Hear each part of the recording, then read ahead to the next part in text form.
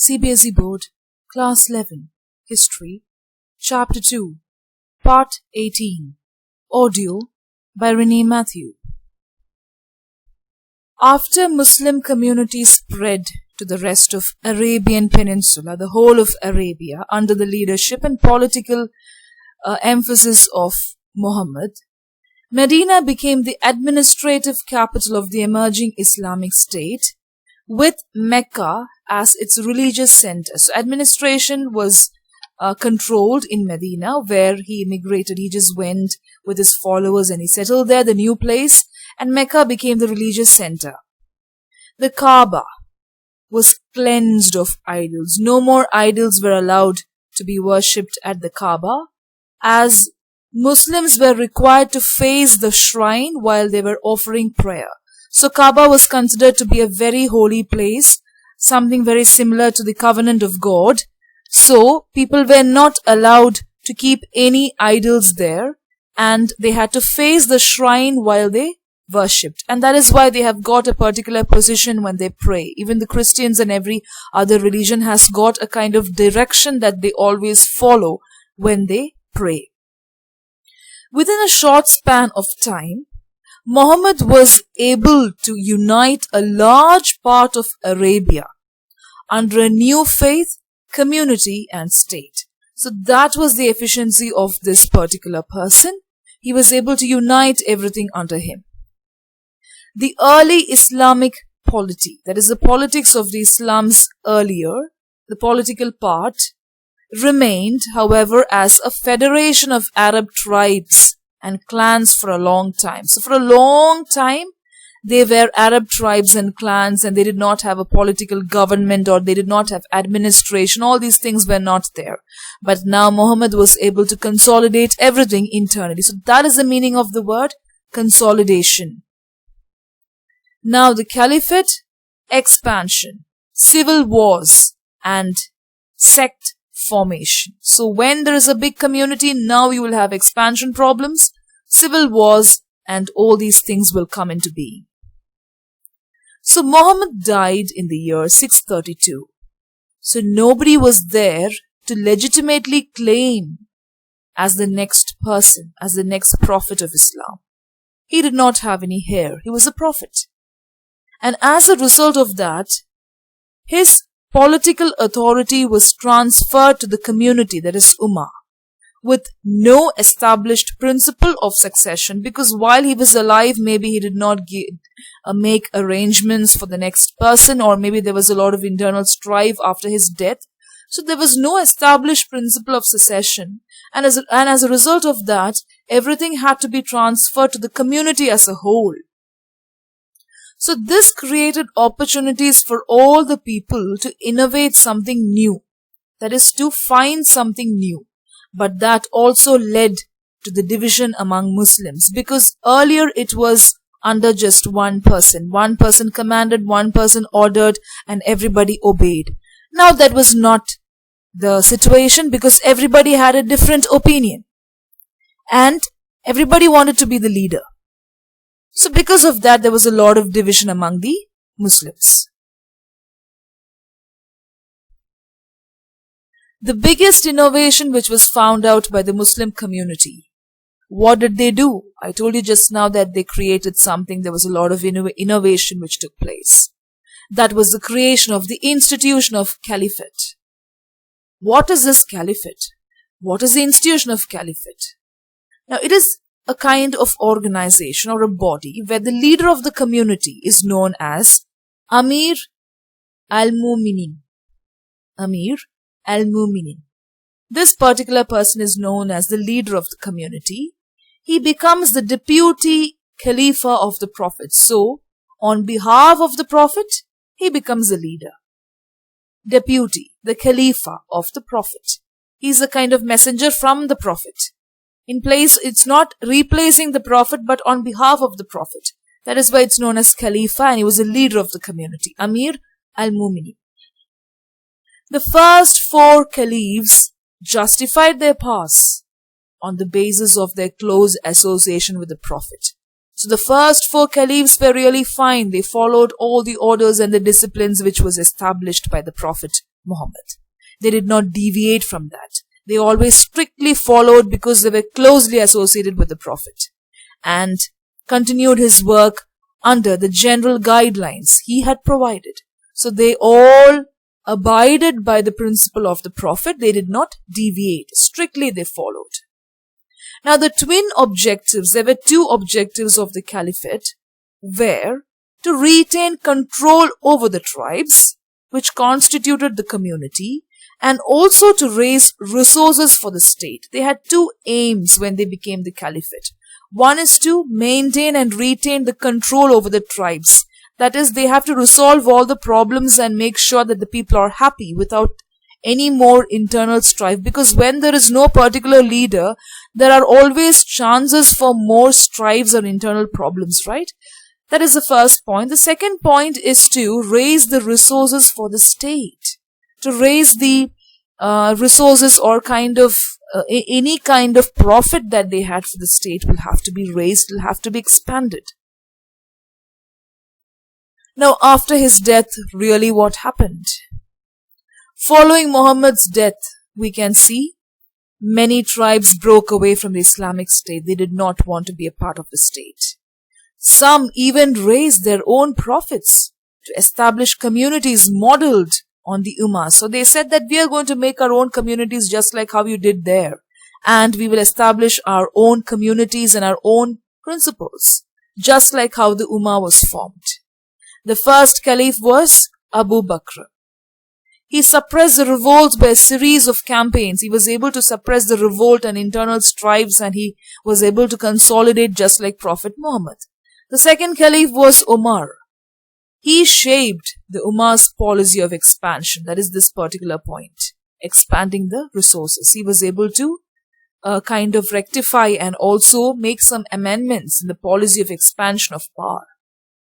The caliph knew very well that the Ummah could not be maintained out of the income from trade and taxes because the community was expanding. The needs and wants were increasing. The need itself was increasing. And he had to actually satisfy everybody. At least the minimal basic necessities will have to be given to everybody. So because of that, he understood that with the modest income, with the average income through trade and taxes, he will not be able to run such a huge empire. Okay, so that was what the second caliph did. Now let's see what happened next. Before that, we need to look at the Byzantine Empire and the Sasanian Empire from the Irans. Look at the strength and the expanse of Sasanian Empire and the Byzantine Empire. This is greater, right? And this was the first caliph. Okay, we saw that Abu Bakr. He's Abu Bakr. Realizing that rich booty, the term is ghanima, could be obtained from expeditionary raids. So they continued with raiding. The caliph and his commanders were very happy by asking the tribal people to gain strength over conquered land, especially the ones which belonged to the Byzantine Empire in the west and the Sasanian Empire in the east. So they were very happy in continuing with the expeditionary trades. They mustered their tribal strength by conquering all the lands, and you can see that in this particular map, how they got hold of all these places, both parts from the Byzantine Empire and from the Sasanian Empire. Okay, so they were able to grow like that. At the height of their power, the Byzantine and Sasanian empires, both of them were together now because they got hold of many places from both the empires. They together started ruling vast territories, and that too under these caliphs. And they started commanding huge resources to pursue their political and commercial interest in Arabia. So they were able to expand through trade and commerce and all these kind of policies. Trade, commerce, and even merchandise, everything kind of increased. So Byzantine Empire promoted Christianity. The Sasanian Empire promoted Zoroastrianism, that is the ancient religion of Iran. Two different empires with two different beliefs. But what did the Muslims do? Under the rule of the Caliph and the military commanders, they raided and they were able to get parts of these two empires. So on the eve of the Arab invasions, these two empires had declined in strength because of these different culture, the different religion that was followed in Byzantine Empire and the Sasanian Empire. And their empire declined because of the religious conflict and revolt by the aristocracy. Do you think that these people will keep quiet? No, they revolted. So this particular part is very important. And that made easier for the Arabs to annex territories because there was a lot of internal confusion. When internal confusion was there, what happened? It was easier for the Arabs to actually invade through wars and treaties. They invaded more actually. Of course, the strength reduced of these empires because of the Arab invasions. And what happened? They were able to annex. In 3 successful campaigns which lasted from 637 to 642, the Arabs brought Syria, Iraq, Iran and Egypt, all these places under the control of Medina. So everything came under the control of Medina.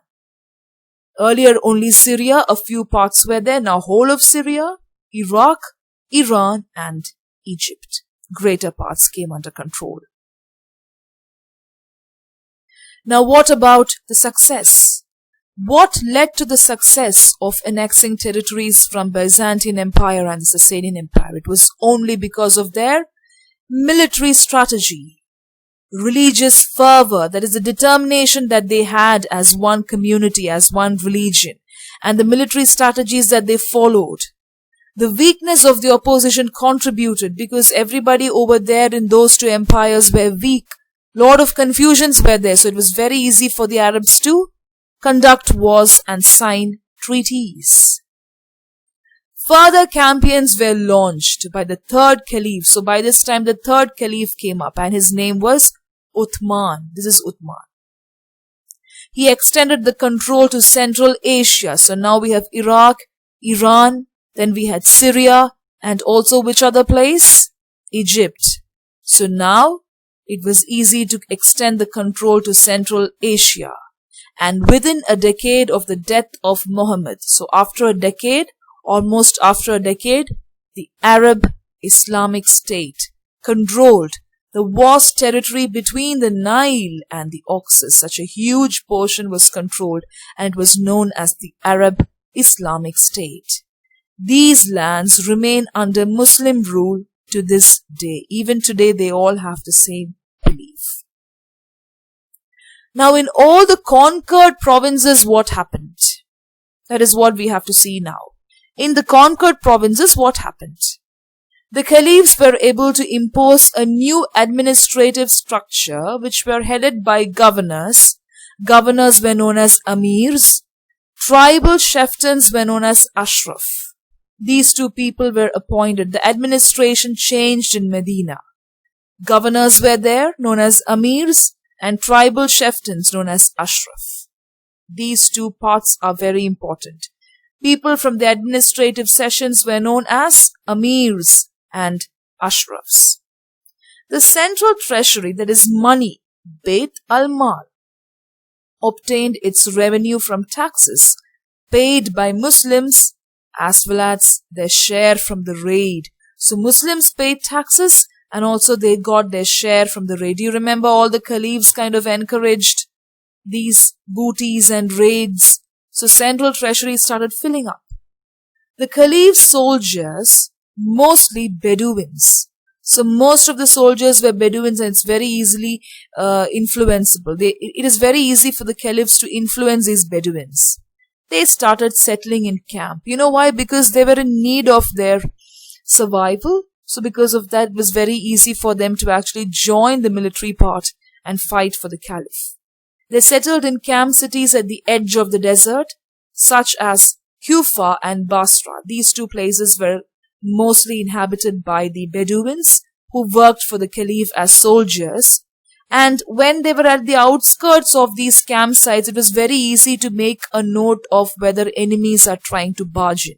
So that is why they were stationed there, to remain within reach of their natural habitat, as well as the Caliph's command. So whenever there was a need upon the, you can say, instruction of the Caliph, it was very easy for them to suddenly take note of the command and go further. So that is why they were stationed there. So they had all the necessities and all the arrangements made there in Kufa and Basra. The ruling class and soldiers received shares of the booty. Of course, the people who belonged to the aristocratic part, the amirs and ashrafs, all of them, especially the soldiers also, received huge payments. That is monthly salary known as ata. And also a share of the booty, that is a share of the raid, was given to them. The non-Muslim population was also surviving there. They retained their rights to property and religious practices on payment of taxes. So even they were asked to pay taxes and continue living there. So those taxes paid by the non-Muslim population was known as Kharaj and Jizya. Very important terms. The tax which was paid by the non-Muslim population for their survival to the government was known as Kharaj and Jizya. So Jews and Christians were protected by this particular caliph. It is not that they were asked to go out. They were protected by the state. And these people were known as dhimmis. And they were given a large measure of autonomy. They were made independent. They were asked to have their own beliefs and all that in the conduct of their communal affairs. So as a community, they can grow. There is no problem. They were allowed to grow as dhimmis and as Jews and Christians. And they were asked to be independent also without any further interference. So that was the case of the Jews and the Christians.